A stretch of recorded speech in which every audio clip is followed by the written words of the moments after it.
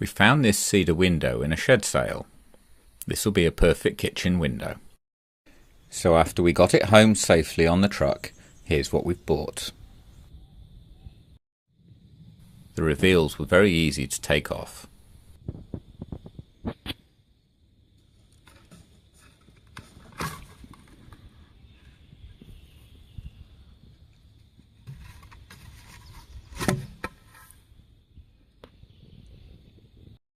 I appear to have purchased a very nice window.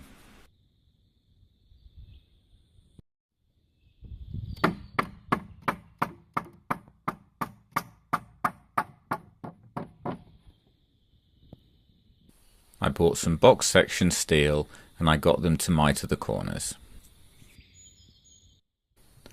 I used magnets to hold the frame together and cement board to protect the wood. I then tacked and welded the corners.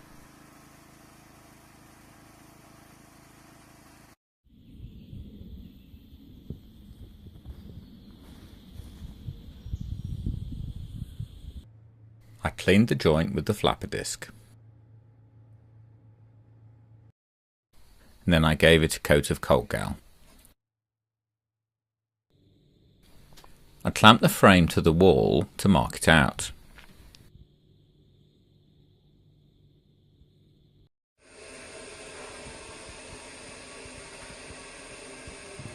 This seems like very good advice. I drilled the corners and I marked it out. I used tape to mark the final cuts. I used the baby grinder to cut the panel.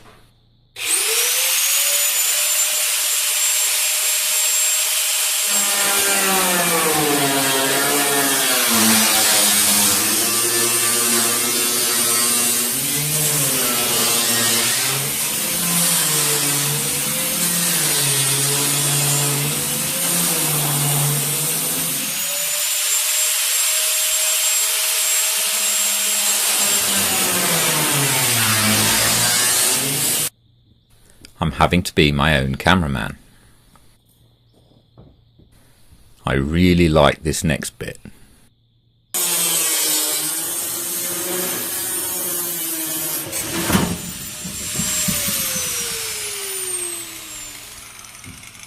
That is so rewarding.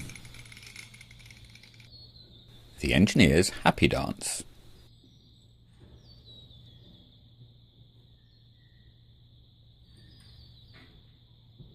I cleaned the paint so I could stitch weld the frame in place. I forgot to film the frame installation, so I'll show you what I did with photos from the big window install. I stitch welded the frame every 30 centimeters or so, and then I sprayed the edges and ran a bead of silicone over the joint.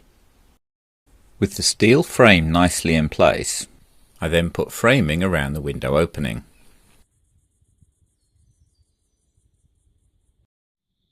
By the time it got dark, I'd managed to get a tight wall frame around the window.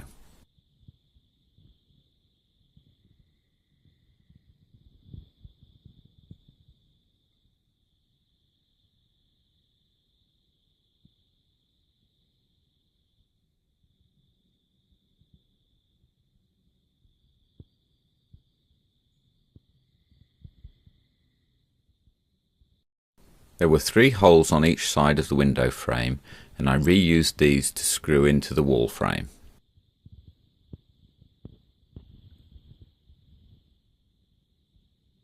I've got some gaps to fill on the front of the window.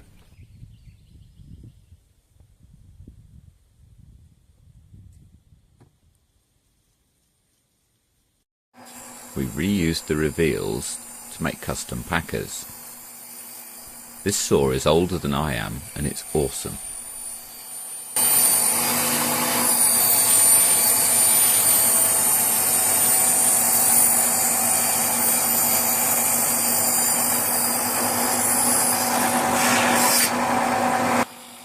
My resident expert cut the packers freehand on his saw. It was brilliant.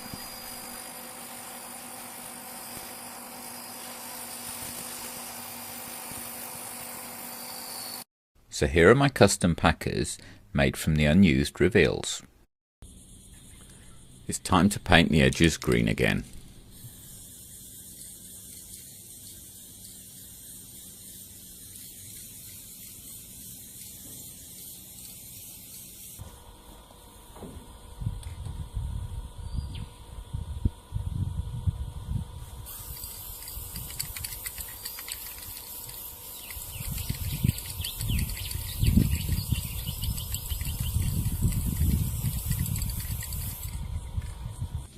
These are the gaps that I need to fill with my custom packers.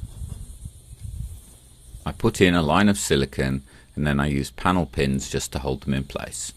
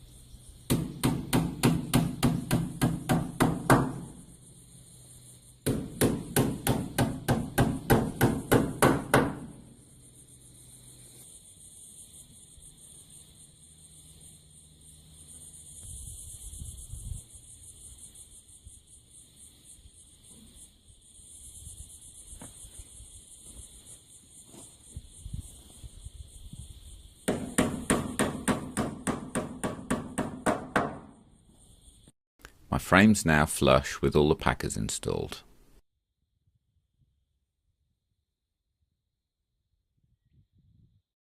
This topic is covered in full detail in part 2 of the ebook How to Build an Off-Grid Shipping Container House.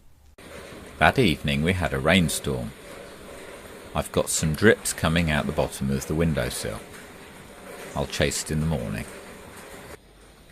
My main problem is that the water that collects on the roof is being directed onto the wooden frame. I'll have to sort this.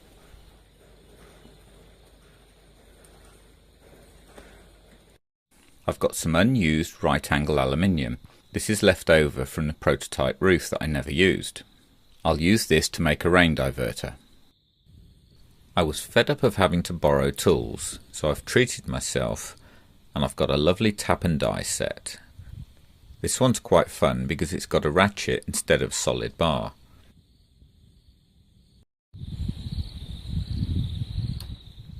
I used my new tap set to put threaded holes into the roof rails. Here's my right angle installed. It rained soon after and the diverter's doing its job. We're not dripping on the frame anymore. And I also added a little more silicone. I cut some architrave and fitted it over the outside of the frame.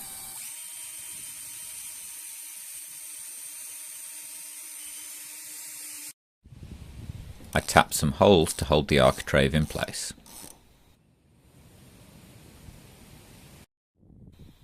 I think this looks pretty good.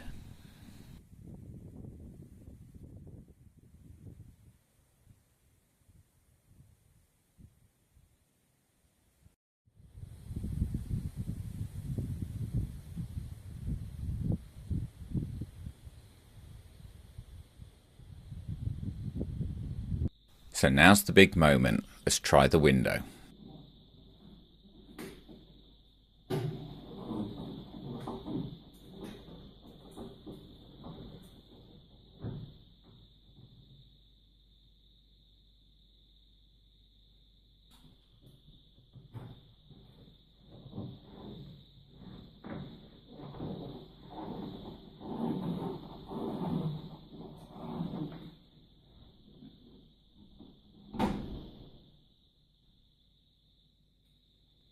The window also came with the fly screen, so it was just a matter of popping it in place.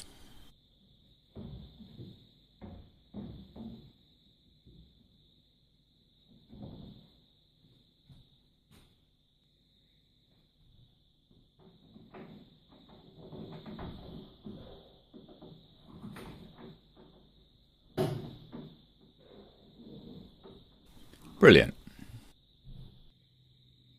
A window that opens and closes. Who'd have thought it? So just in case you've never seen a window open and close, here's my window opening and closing. The new windows really changed the look and feel of the kitchen, and it's going to be really nice. I feel as though I'm on the home straight now, so tune in for the next part of the adventure. Thanks for watching. Press subscribe to follow more of our adventures, and please press the like button if you enjoyed this video. It helps the channel. For more information about the ebooks, please visit my website at buildshippingcontainerhouse.com.